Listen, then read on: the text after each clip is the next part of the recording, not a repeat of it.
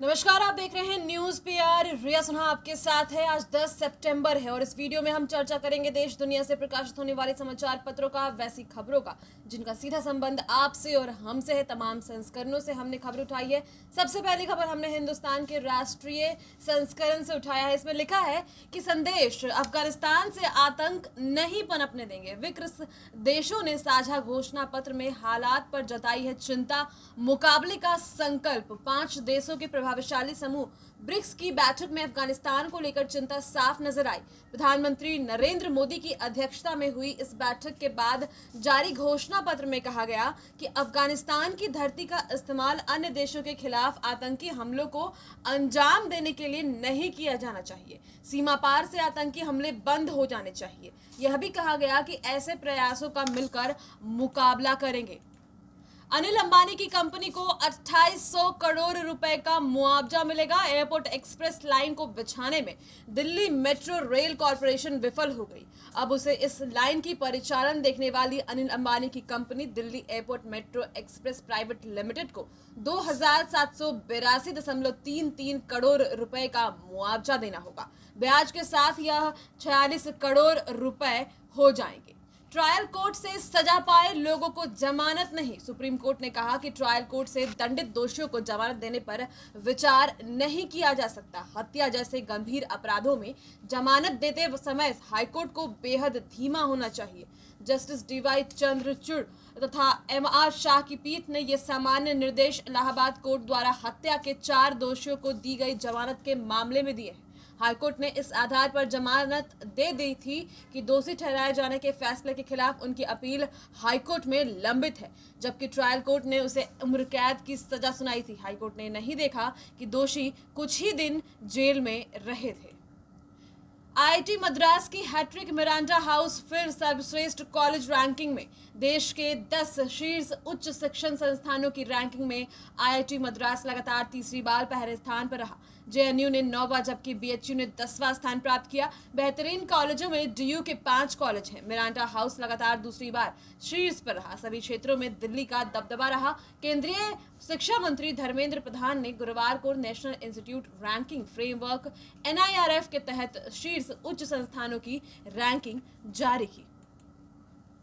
आयकर रिटर्न अब 31 दिसंबर तक भरे। अब वित्त वर्ष 2020-21 का आयकर रिटर्न 31 दिसंबर तक भर सकेंगे। इससे पहले तारीख 31 जुलाई से 30 सितंबर तक बढ़ाई गई थी। देर से यह संशोधित आईटीआर भरने की अंतिम तिथि 31 जनवरी से 31 मार्च 2022 कर दी गई है।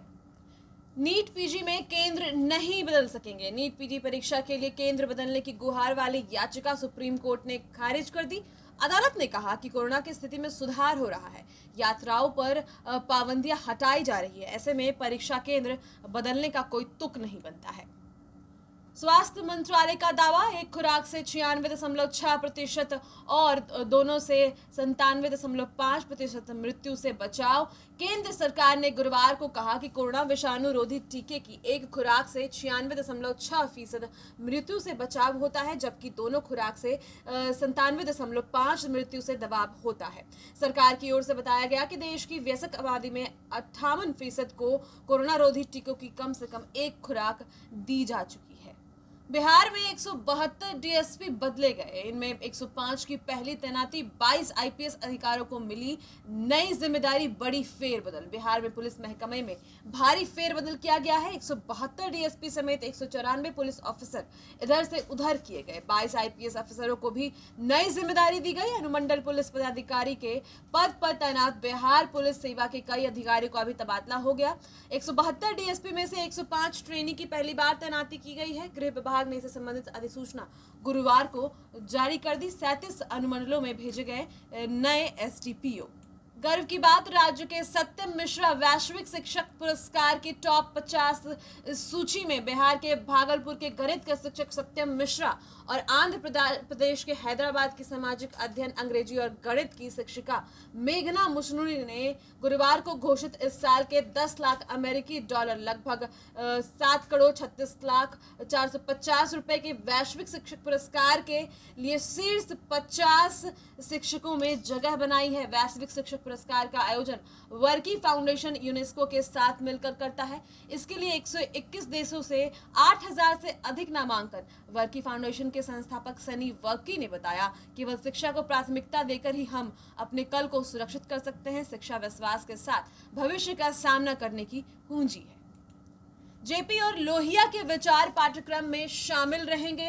राज्यपाल सह कुलाधिपति फागू चौहान की अध्यक्षता में राजभवन में हुई बैठक में जेपीवीवी छपरा समेत कई विश्वविद्यालयों के स्नातकोत्तर राजनीति शास्त्र के पाठ्यक्रम से महान समाजवादी नेता राम मनोहर लोहिया और जयप्रकाश नारायण के विचारों को हटाने के मामले का पटापेक्ष हो गया। शिक्षा मंत्री विजय कुमार चौधरी, सरकार व राजभवन के आला अधिकारी व सभी विश्वविद्यालयों के कुलपतियों की इस मामले में एक राय बनी। सर्वसम्मति से निर्णय लिया गया कि इन दोनों के अलावा भारतीय राजनीति के उन तमाम श्लाघा पुरुषों के दर्शन और विचारों से जुड़े पाठ सिलेबस में पूर्वतः शामिल किए जाएंगे। विधान परिषद की एक सीट के लिए उपचुनाव 4 अक्टूबर को। बिहार विधान परिषद की एक रिक्त सीट के लिए उपचुनाव 4 अक्टूबर को होगा। निर्वाचन आयोग ने बिहार के इस सीट के लिए उपचुनाव की घोषणा कर दी है।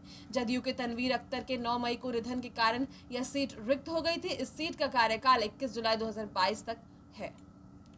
पटना के नए एसएसपी बने अमित रंजन।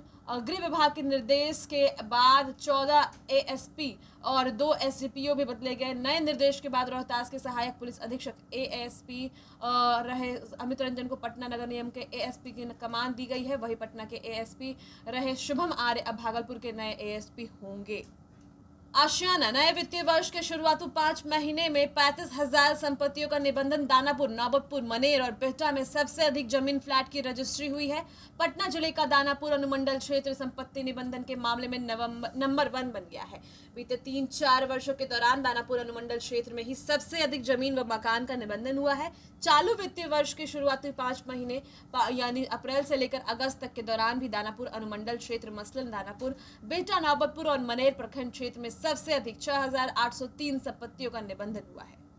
आशंका अस्पतालों में बड़ी संख्या में पहुंच रहे बच्चे, डॉक्टर भी हैरान। मौसमी फ्लू का वायरस म्यूटेट कर हुआ शक्तिशाली, बढ़ा रही है परेशानी।